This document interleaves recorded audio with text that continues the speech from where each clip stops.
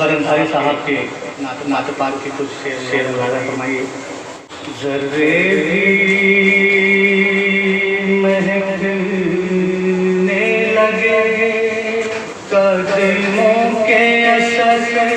से, ज़र्रे भी महकने लगे कदमों के असर से, गुजरे हैं गुलाम के जिस राह गुजर से, ये भी मेरे सरकार का एजाज़े करम है, ये भी मेरे सरकार का